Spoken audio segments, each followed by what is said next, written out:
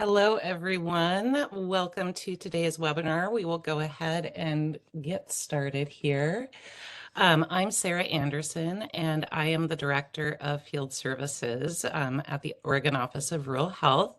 And we're pleased to welcome you to the first webinar in our five-part series for 2024 that we are offering to rural hospitals and clinics focused on critical access hospital finance and operations. Today's webinar is Know Your Value, Regional Collaboration and Competition for Critical Access Hospitals. Next slide, please. Before we get started, I am going to go over a few logistics. The audio has been muted for all attendees, and you can select the ellipses on the right of your screen to populate the chat feature, which you can use to ask your questions. We will monitor the chat for questions and ask them of our presenter throughout where it makes sense, and then we'll have time for a Q&A at the end. You can also raise your hand by clicking at the bottom of the screen if you'd like to ask your question live, and then you can unmute yourself after we call you and you can ask your question. The presentation slides and the recording will be posted shortly after this session on our website at the link in the slide, and I'll put that link in the chat in a moment after I'm through introducing our presenter. Next slide, please. So as I mentioned a moment ago, this is our first in our series of 5 webinars that we're hosting with a focus on critical access hospital finance and operations in 2024. Again, the slides and recording of this and all of our previous webinars from last year's series are posted on the ORH website, and I will put that link in the chat in a moment. And with that, I am really pleased to introduce our speaker. Rob Bloom is a principal at Wintergreen, and prior to joining Wintergreen, he served as CFO for Carthage Area Hospital for over a decade. He previously held positions with the hospital as the Administrator of Primary Care Services and interim CFO. In addition to his role as CFO at Carthage, Rob also concurrently served as the CFO at Claxburn Hepburn Medical Center and Orleans Community Hospital, in addition to providing consultative services to several other hospitals in rural New York. And with that, I'd like to welcome Rob and thank you for being here to share your expertise with us. And I'll turn it over to you. All right. Thank you very much. Happy to be here, everybody, and look forward to having a discussion with you here this afternoon, talking about regional collaboration and competition for critical access hospitals. As Sarah mentioned, I went through the process myself as the CFO at Carthage, trying to work with the CEO to build regional collaboration, which we were ultimately successful in doing.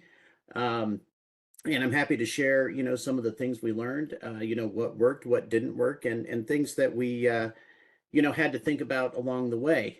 And so, feel free to ask any questions and we can dive in a little bit deeper on, any of the specifics that you happen to have more interest in learning.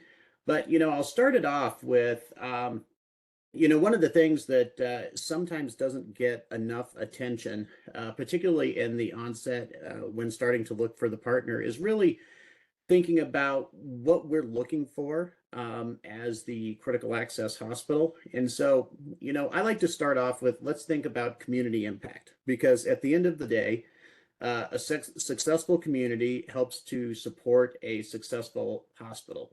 So, if we just sort of think about, the building blocks of, a successful and vibrant community, we of course have all of the infrastructure, right, that exists to create the region. One of the first pillars is education. And the reason I bring up, the sections up here is they all need to work together to drive economic growth within the community so that everybody can be successful. So, education helps to develop the knowledge and skills that are going to be available. And there's certainly a role that the hospital has to play in working with education, both with potentially whether it's primary or high school or a college or university on the customer side, as well as supplying us with our workforce. Healthcare, of course, we're all very, very familiar with. And sometimes what people forget to think about is how many mortgages, things of that nature, the salaries in the healthcare field actually support within the community. And then, of course, you've got public safety, trying to keep the community a safe space. So when we start to think about how everything works together, and if we imagine ourselves as the hospital in the middle of this community, there are a number of obligations that we have as the hospital to the community. Most obvious, of course, we have, being responsible for the community's health outcomes and finding ways in which to engage them. From a workforce standpoint, of course, as all of you are aware, we are quite often the first or second largest employer in the community. It's a stable base of employment. It brings in some of the higher incomes in the area, and also helps to produce things beyond just those direct economic impacts, right? This is a lot of times where we find the folks that are sitting on the local boards, whether it's a library board or another community impact organization. On the infrastructure side, right, we operate as a community within the community. So we oftentimes are purchasing our goods and services from local vendors, which has additional downstream impacts and reinvestments into the community. And then, of course, one of the things I think we have to be thinking about, particularly when we're looking for partnerships or contemplating, what the options are out there, we really have to operate with community trust in mind. So it's important that the community trusts the health system, that we can have partners that are willing to collaborate, because those are the types of things that really become a competitive advantage for us, but also attractive to potential partners as we start to think about collaboration. So, obviously, we take a step way back here and we say, okay, what is a hospital's impact on the community? And I'm sure that you've seen this in Oregon being put out by hospital associations, et cetera, in terms of what the impact of healthcare is on the community ecosystem. But if we think about, can we survive in a vacuum, or do we need partnerships? Part of the thought process is going through, well, if we don't think we can necessarily stand alone over an extended period of time, then we have to start thinking, well, will the hospital ever be no longer financially sustainable? Oftentimes that obviously leads to reductions in workforce as people are trying to figure out a way to get everything right sized to, again, achieve that sustainability. And, that doesn't all that often work. And then at some point we find out we're no longer meeting the basic healthcare needs of the community. And then further down the line, the region actually becomes less attractive to individuals and businesses looking to potentially open up, because there isn't that stable healthcare service within the community to take care of their employees. And, that can, of course, put the entire community in jeopardy. So it's a really, I think, large responsibility that doesn't get talked about often enough. So I'll move on. What are we looking for when we start to think about, any sort of partnership or collaboration? So if we think about really the rural environment, as everyone's aware, we continue to experience cost increases that are very, very difficult to address. Staffing shortages continue to be a challenge, and certainly in the near term, they're going to continue to be a challenge. We have more and more out-migration pressure, not only from traditional competitors, but also new market entrants, leveraging things such as whether you're talking about telemedicine or, your Amazons, Apples, Googles, or even just large healthcare companies that are, setting up basically those urgent care type visits via their health insurance platform app, right? Sitting sometimes even on your own employees' phones. And then, of course, we're always dealing with policy and legislative changes that create new challenges for us. Whether that is, changes to the way in which rural health clinics get reimbursed, which occurred a few years ago, right down to, all of the changes with pricing transparency and continued challenges where we have to be able to step up and meet a new obligation. And I think the other thing is the past few years have fundamentally changed how many patients receive healthcare services. COVID certainly had a long-lasting impact on the ways in which individuals think about where they're going to get the care, how they're willing to receive the care. It probably moved, some of the telemedicine type service lines forward much faster than would have otherwise happened. So we have to be thinking about taking proactive approaches to address the changes and seeking partners that will help us do that. And then, of course, there is the ever-present population-based initiatives that are very, very difficult for us to think about, let alone have the resources to actually be sophisticated enough to manage the risk that is associated with it. So, this is sort of the environment in which we're all kind of working, trying to find our way through this. The other thing you have to think is all of our major drivers are incredibly interdependent, right? So when we start to think about everything from reimbursement to capital required for continued investment, to our employee benefits platforms, all of these things are very connected, and decisions we make in one area certainly impact another vein. And this is one of the things we want to be thinking about is when we're looking at a partnership, are we able to get ourselves into a better position to deal with these? So for instance, if we were to talk about, health benefits as a simple example, do we have a way to get to a better, more cost-effective healthcare platform for our employees that can improve not only the cost profile, but also possibly the employee satisfaction to improve our recruitment and retention opportunities?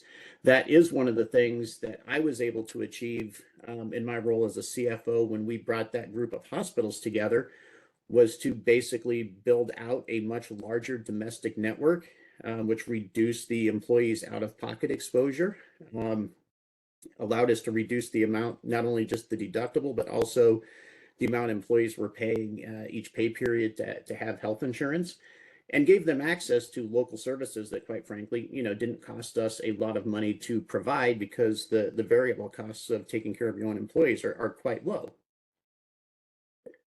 So it's things like that we want to start thinking about. How can we have that impact when we're out there looking at, potential future partners?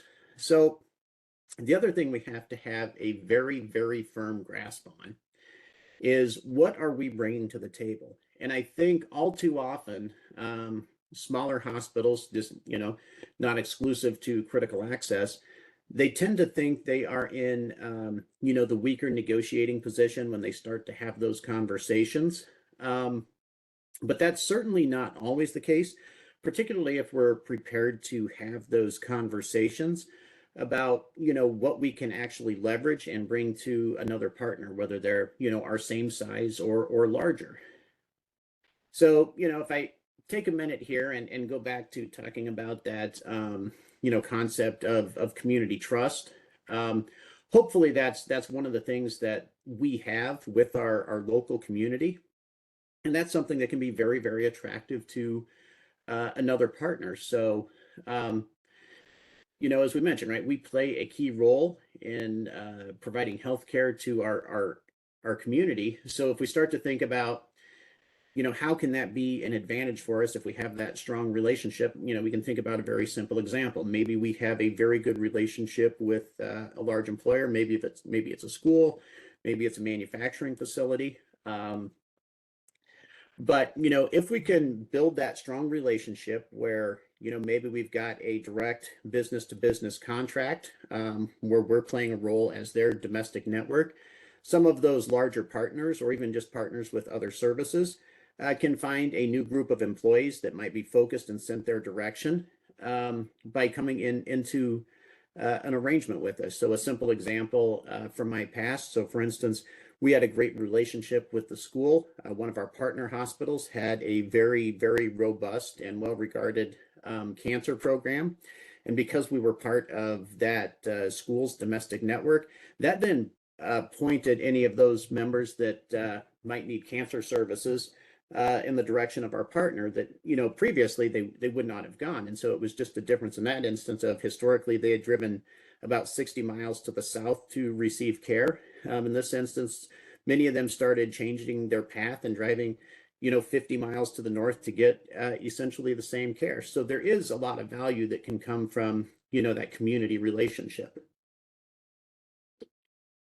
And the same is certainly true of your tertiary and potentially quaternary care partners, because at the end of the day, they really want those higher acuity levels of care anyway. And so that's something that we're bringing to the table. But when we start thinking about alternative payment models, those are all the sorts of things that start to come into play because, really no matter how you start to think about population health, it still really comes down to, is there a way for us to manage the costs? And what we're ultimately trying to work in is what's the defined timetable that everybody's starting to, think about, value in. So we certainly have an opportunity for those small hospitals to expand the footprint of a larger or maybe equal to us partner. We can put more covered lives into that overall ACO model if that's what we're looking at. We have that foothold if we have that community trust to engage with other community partners to improve the services within the community. And we have a chance here to say, we actually don't want the payer to be in the driver's seat. We want to do it as the healthcare provider. And critical access hospitals in particular offer the opportunity for regional investment in services to avoid duplication within a collaborative model. So again, think about that cancer example that I gave you. One approach would have been for our hospital to say, we're going to start cancer services. We think somebody else is making money on it. Maybe the better approach is to build a partnership, and maybe we start providing those services locally that it makes sense to. So for instance, in that example, the patient went up, had their consultation with the oncologist, but perhaps some of the treatments that they needed to receive, we could actually do in our OR, basically providing some of the infusions right in the recovery room area. And so that was good for the community. The patients didn't have to drive for every treatment. But it also wasn't a negative drag on our partner hospital because we were able to utilize some of the same resources to bring that into a new market.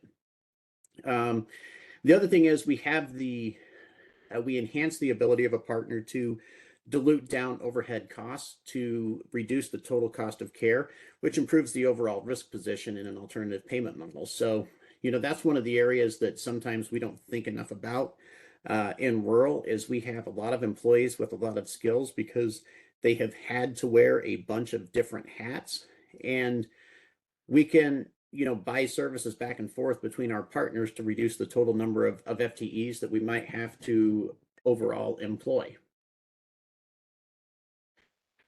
So, when we start to really think about it, one of the biggest advantages that I think critical access hospitals have is, of course, we've sort of had the deck stacked against us ever since it came into being, right? The reason the critical access designation was invented in the first place was to slow the number of rural hospital closures.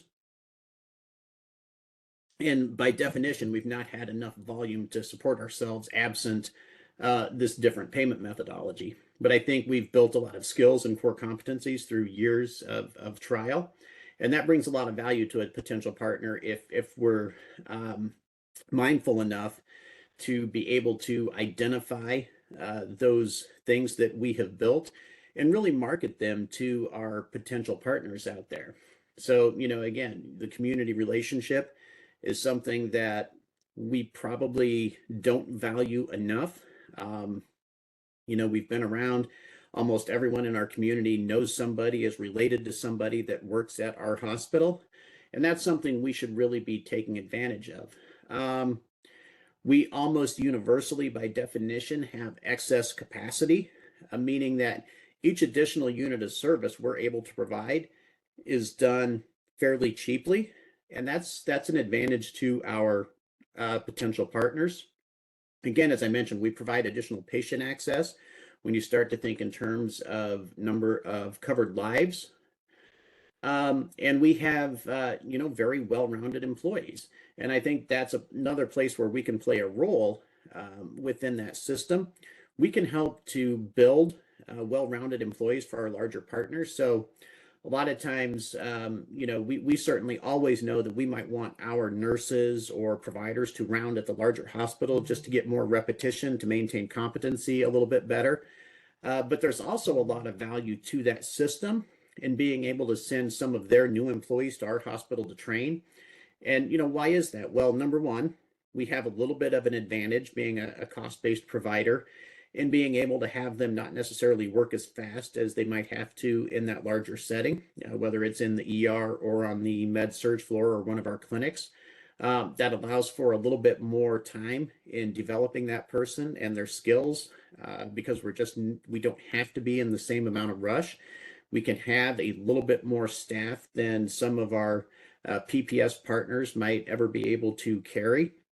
And so there's just as much value in them being able to rotate people through in a little bit less stressful environment, maybe not scare some of those new employees off as fast, and then pull them back up as we get by rotating our employees through that larger facility to maintain competency. And again, that's on the recruitment incentives, the same thing, right? Whether it's, being a participant in the National Health Service Corps, we're able to offer some student loan forgiveness through those programs. It's another way for those larger hospitals to potentially, again, rotate providers possibly through our location before they pull them back to their organization. And it's also an opportunity for us to maybe even share some of those where we might both have less than a one FTE need. But again, if you think about, what we're able to do within a rural health clinic, we can certainly help get a program onboarded and a provider uptrained in a much more effective manner from a reimbursement standpoint than what some of our PPS partners can do. Again, Medicare protections. That's a big advantage that we have that we don't think enough about how to leverage. And whether that is thinking about the benefit to the larger system of the allocation of home office costs, right down to, as I mentioned before, some of those opportunities for employee training. We also have a very, very important legislative position. So when you think about, especially at the congressional level, in the House, we're very, very often, the largest or second largest employer in some of these rural districts. We can have we're usually a phone call away from meeting with one of our representatives. That can be very, very valuable to the system because sometimes in those more urban settings, that can be just a little bit further out of reach and harder to get, directly in touch. Sometimes you're stuck at the staff level and you can't quite get to your elected representative. And that's a very important piece we have is we've really got a much larger mouthpiece, I think, than we fully appreciate. I'll go back again when the changes occurred to the rural health clinic reimbursement. Although we didn't get everything we wanted and get that fully reversed, we were certainly able to get everyone's attention very, very quickly.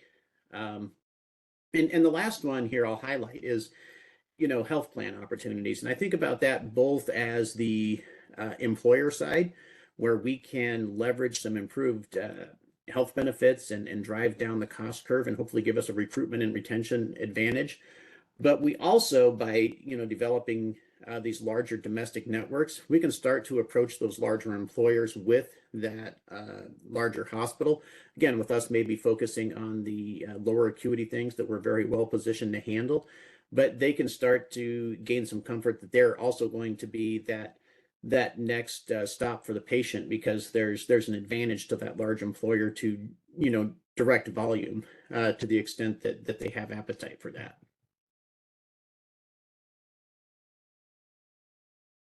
So, a few partnership examples, and certainly feel free to, ask questions or interrupt at any time here. So one example, you can think about image.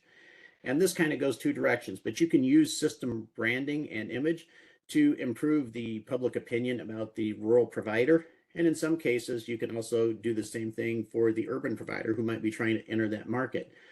But, whether any of us like it or not, unfortunately, in healthcare, many larger systems have, more favorable public opinion than, some of the smaller hospitals, just because of marketing and outreach conducted by them. And in some cases, there's just a little bit of an American belief that, bigger is better. And sometimes the shiny hospital in the city is more appealing to people. But by getting the branding of that, you can potentially improve your own position and increase patient demand based on that affiliation.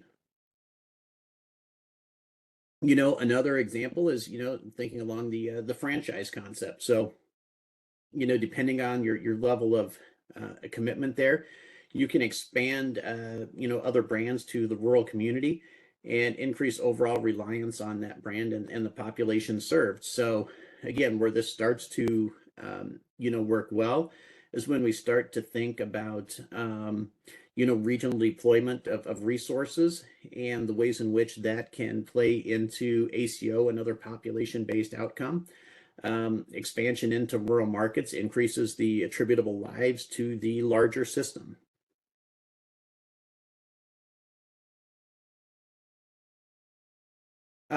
Another simple example I'm sure everyone's familiar with is just simply purchase services, right? Driving down the cost of doing business. Sometimes you can get access to GPOs differently.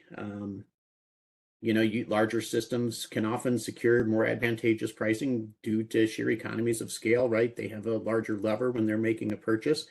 And, this isn't true just of, drugs and supplies, but we should also start to think about what we're able to do with, major capital purchases. For instance, maybe we buy our new MRI or CT at the same time the larger system is doing it, because we can sometimes get a much, much better deal in doing so. um, Support services. This, is really going back to that concept of diluting down fixed costs to partners to further leverage economies of scale. So, again, I'm sure everybody's familiar with the idea that fixed costs, versus variable are material within the healthcare environment, but the variable costs are very, very small. The more visits we can ultimately dilute those fixed costs down over, the more profitable we're going to have an opportunity to be. Um, and it can also allow for additional revenue streams into the system based on the support services they're providing. Service coordination. Um, and again, this is, I gave this example previously with cancer, right? You can create an environment where patients can easily secure services at large hospitals for specialty services not provided in the rural community. And as I'm sure you're all aware, right? Physicians who have relationships at the larger hospitals, they can sometimes pull strings and move some of those patients up. And one of the best ways to do it is to actually set up that formal relationship, so that when we have, a patient that's in need, we're able to improve the access opportunities that are out there. And we can also hopefully decrease the number of patients lost to follow-up by taking an integrated approach. A lot of times in rural, patients don't get follow-up services because, it's scheduling's complicated. They might have to, have a long drive in order to do that. And, if we work together, we might be able to provide that locally, and we can coordinate, some of those follow-up services locally. Um, Focus service linkage. So, this really is trying to, leverage different practice designations to ensure patients receive, proper levels of care. So, right, you could partner with a post-acute care facility to reduce the number of waitlisted patients at the larger facility. Um, this can allow for population-based initiatives where, the system might be better suited and have more resources to be able to monitor health outcomes across the patient population than what we're able to do by ourselves in rural.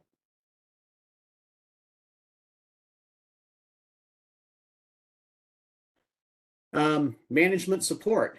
And this is one that, can quite oftentimes go both directions, but, you can have improved access to, these management and administrative supports. So, this was one of the things that we did a significant amount of, when we started to bring our system together, is to, look at opportunities to consolidate, whether it's at the CIO, CFO, infection control, compliance, general counsel, medical director level. Again, these are all ways we can drive down costs. And, as we start to integrate, it doesn't take a lot of time before you start to realize these things are actually very, very achievable. And you can drive a significant number of FTEs and costs out of the overall system when you start to take that approach. Now, it does require us to make a number of changes to facilitate that, meaning, we sort of have to start aligning policies and procedures and doing things the same way so that we can get the efficiencies to allow for it. We also have to start to recognize that people need to start working at the top of their capabilities or licensure as applicable, because that's where we start to unlock a lot more value. And again, this is a place where we can gain access to, a lot of standardization, policies and processes we may not have had that have been worked out at some of the larger organizations because of the amount of resources that they had to put into it. Distributed overhead. So again, we talked about this a little bit earlier. Large hospitals and systems have a considerable amount of fixed costs that can be distributed to the regional partners and affiliates. And this is not limited to staff only, but can include, your IT system and other capital investments where, we're basically able to, as the critical access, buy services at a lower cost. And the system is able to offload some of the costs that it was previously carrying.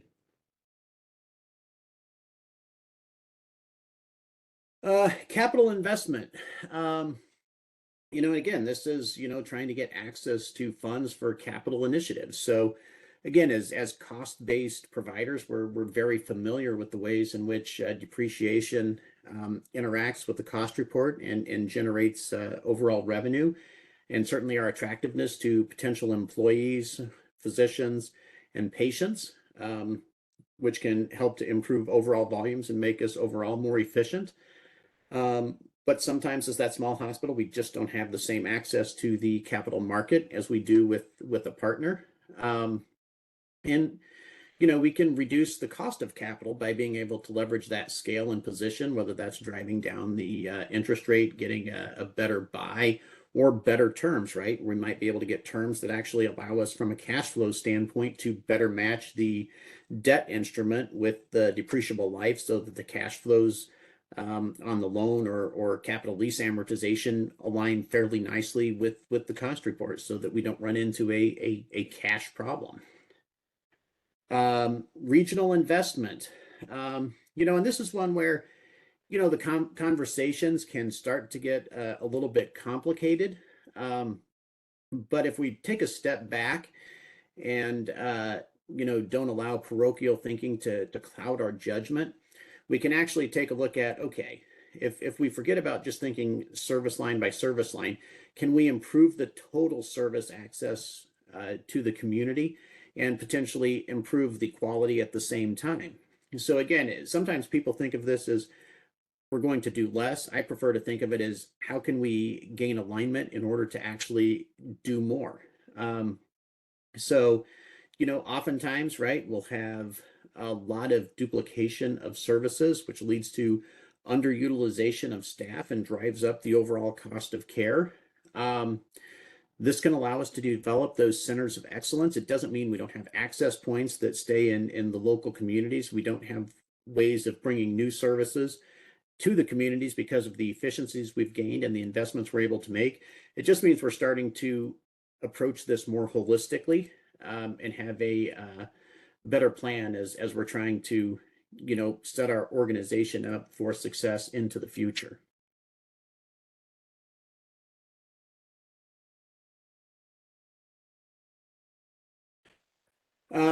Technology integration.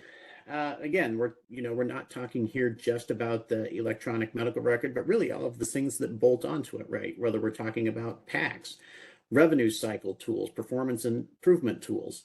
We often fail to think about some of those ancillary impacts and the efficiencies that they can bring. So when we start to have conversations with larger partners, we can start to get PAC systems that allow our providers to be a little bit more efficient.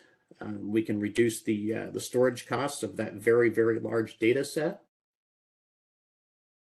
And possibly even start performing services that we didn't have before. On the revenue cycle side, we can gain access to all sorts of things that really may be daily stumbling blocks for us, whether that is, use of AI to reduce denials or improve revenue capture, because we've got things that are prompting the providers to document a little bit more accurately based on the services they're providing, to maybe even having intelligent tools that are solving some of the problems that we struggle with. So, for instance, we might have multiple primary care settings. Some are, critical access provider based. Some of them might be rural health clinics.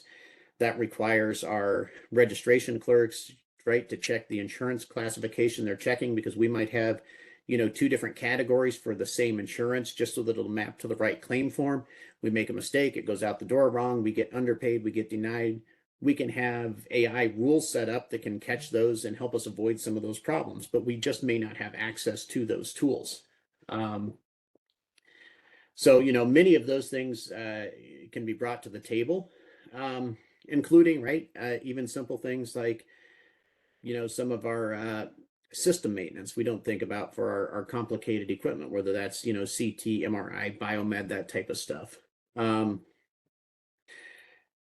Financial and clinical transparency. One of the things that we often struggle with is access to data for patient populations. And so, we start to work in this larger, more robust setting. We can start to get improved information capture, and also the tools and people to help us understand what that data should be telling us, deriving some of the costs of care. Where do we have opportunities for improvement? And again, dilution of those costs amongst the overall system.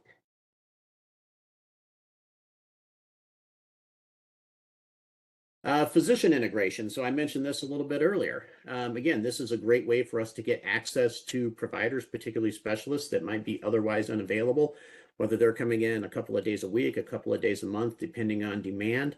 Works particularly well if we can leverage APPs that are maybe supervised by that system-based specialist that can provide us longer term efficient access, doing some of the initial visits, things like that, and working with the physician to manage that care, and improve access to care by bringing it to our local community. And this is another area where we found a lot of success, whether it was working with neurosurgery out of Syracuse or urology. And again, it's also a good way for some of those larger system partners to onboard some of their new providers, again, because of some of the things that we have available to them. And physician deployment. We can start to decentralize providers away from just the urban centers and bring them into the rural communities to improve access and ultimately share the costs. Again, with our rural health clinics, we do have an advantage here, and we have an advantage even our provider-based critical access clinics.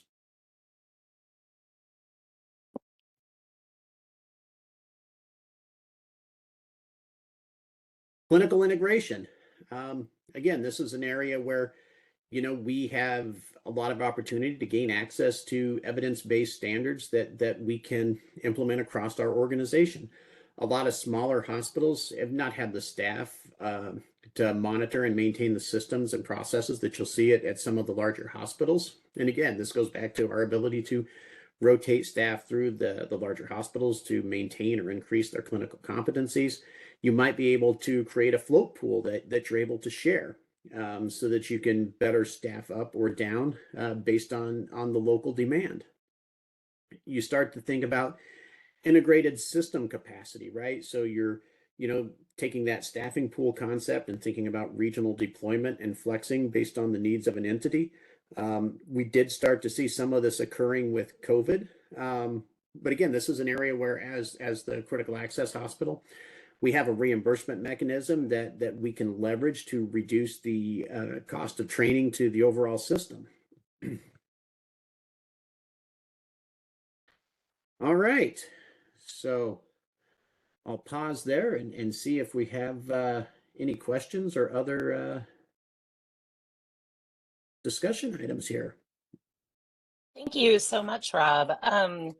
While we're waiting for folks to either raise their hand or put questions in the chat, there was a question that occurred to me as we were going throughout the presentation.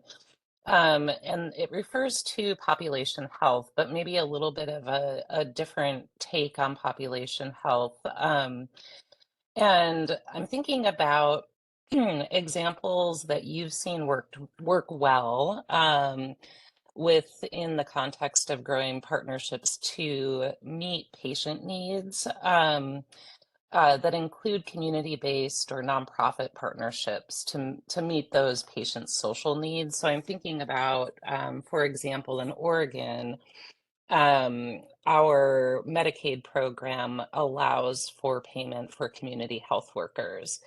And a lot of the community health workers in the state, some are employed at healthcare systems, certainly, but others are employed by community-based nonprofits.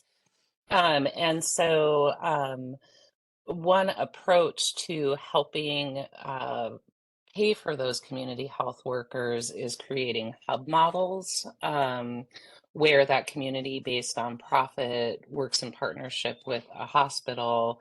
The hospital allows billing for the community health workers and then gives that nonprofit payment for those community health workers to meet patients' social needs.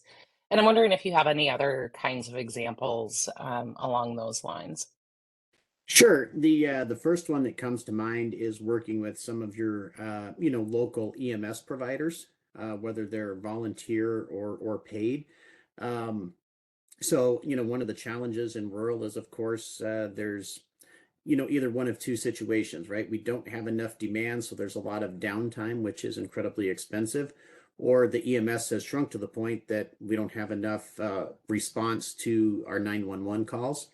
But one of the things that we have an opportunity of is to really leverage our ER, again, to take use of those paramedics. So there's a lot of work that those paramedics can be doing in our ER, whether that's, starting IVs, running labs, all of those types of things, where we can actually pay for that time while they're in our ER. And then when the call goes out, they go off on the rig and we kind of continue as we had, but there's an opportunity there for us to leverage that capability. And it also helps to improve the relationship between the emergency room and the EMS. They get to know each other a little bit better. And so I've seen that work very well. And in a couple of cases, actually save a nonprofit from not being able to function because they just, couldn't cover some of their paid positions. So, that's one example. You're starting to see also a lot more occurring on some of the behavioral health efforts with in particular with regard to the increased desire of the Medicare and Medicaid programs to see mental health start doing a lot more substance use disorder treatments, which for whatever reason as hospitals we've kind of shied away from. There are a number of rural providers that have behavioral health programs, but they really try to avoid a lot of the substance use and of course, that's so often a co-occurring disorder. So, I've seen, so for instance, in Connecticut, there's a company called CCAR. They have a contract now with every hospital in the state, both urban and rural, where they actually send a recovery coach into the emergency rooms to deal with those substance use disorder cases. And they sort of become kind of I guess the way I would describe it, it's a combination of a peer support and mentor to that and caseworker to that person to help them try to get treatment out of the ER, whether it's placement at a rehab or placement at a community-based organization to receive outpatient therapy. But it really takes a big lift off that ER staff in terms of dealing with that person who's maybe intoxicated while they're in the emergency room. They've got, something that's actually a medical crisis going on next door and they don't need that disruptive patient. And that program, again, as I mentioned, has actually grown to cover all of the state of Connecticut and growing around it. Um, and so, you start to see some of those types of things taking hold. And really, um, they're starting to help the hospitals get more into the substance use business and understand actually how there could be a viable business model, recognize that there is a community need for it, um, and provide them some context that maybe they didn't have before. Because sometimes we have some barriers, right? We have people that are fairly resistant, say, I'm not qualified, I don't want to get qualified, I don't want to deal with it. Um, and I've always looked at that, as being equivalent to a primary care provider saying, I really don't want to deal with those diabetics. They're a real pain. That is fair. And your example of SUD in Critical Access Hospital, the partnership that you talked about there, it reminded me that we have a really great resource here in Oregon to share with everyone too, or a reminder of that resource, which is Project Echo. And they're starting their spring program, I believe, April 10th, with a focus on SUDs. And so, through Project Echo, I see an opportunity for partnerships to be made between specialists and rural providers, because as you go through that entire ECHO program, you're connected with those providers to kind of help with that continuing education piece as well. Mhm. No, Um, and it's interesting how many hospitals don't really appreciate the value of a substance use program, whether it's leveraging 340B for medication assisted therapy or the amount of healthcare we're able to offer, because a lot of times these people are physically not in the best shape and there's a lot of labs and all sorts of other things that end up getting run if we can get them hooked up with a primary care doc. And as we're dealing with their substance use disorders, we're maybe helping with some of the medical issues that they might have acquired over that time. Um, it's not the drain that everyone tends to think of it as, if you can get your head wrapped around how to approach it. Great, thank you. I don't see any questions in the chat. I'll invite folks to unmute if you'd like to ask a question. We'll give it a few seconds.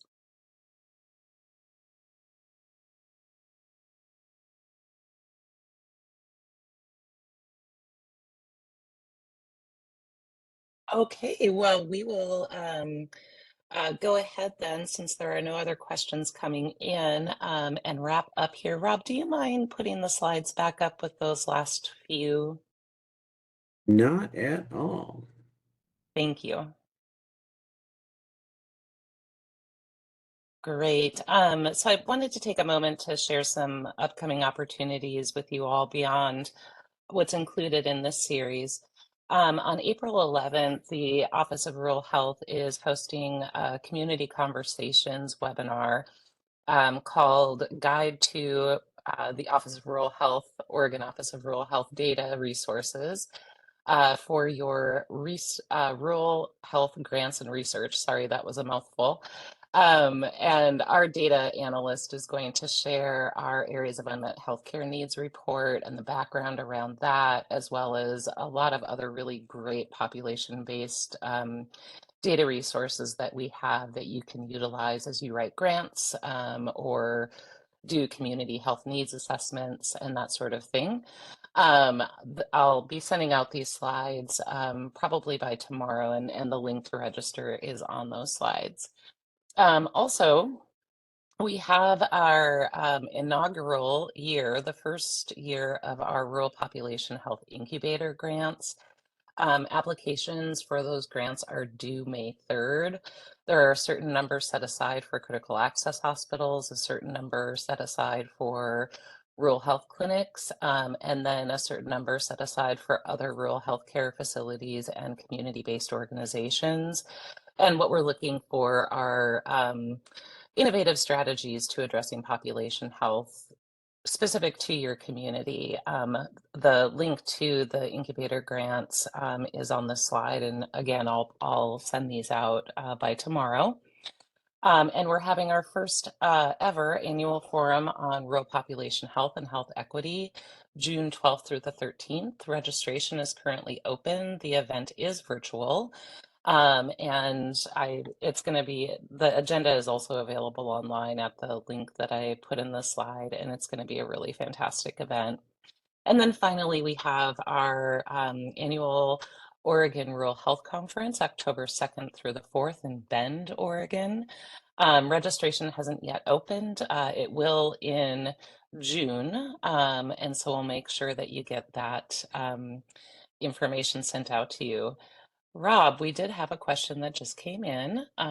So before I close us out, let's go ahead and get that question answered, which is, are you aware of any CAW that has partnered with an OTP to implement a medication unit, expanding access to MOUD for both methadone and buprenorphine? I can never say this word.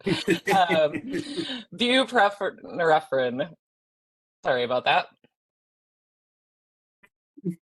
Yeah, so there actually I know there's a hospital. It's actually in Ellenville, New York. They partnered with both the sheriff's department and another provider to improve the outcomes. So they have a very large drug problem within their community. Actually, the CEO, Steve Kelly, presented last year in Kansas City at the National Rural Health Conference on that the success of that program, and brought the sheriff as the co-speaker.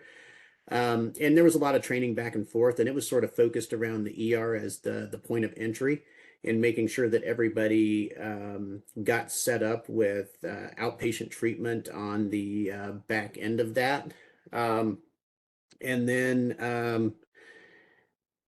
I know that CCAR has gone beyond Connecticut, so I know they're working in Iowa right now to help try to replicate their program that they started in Connecticut, and help try and bring those types of partnerships together, so that folks can improve access. And then I've even seen a lot of hospitals start those services in-house, once they start to realize what the business model is there. Great, thank you so much. Okay, and the person who asked the question says thank you as well. So we will go ahead and close out for today. And I know that Rob and anyone at Wintergreen is always happy to take questions after this webinar. Rob, if you don't mind putting your email address in the chat so folks have it. It'll be on the slides as well. But really thank you for attending today, and hope to see you at our next webinar next month. All right, thank you very much. Have a great day. All right, you too. Thank you much.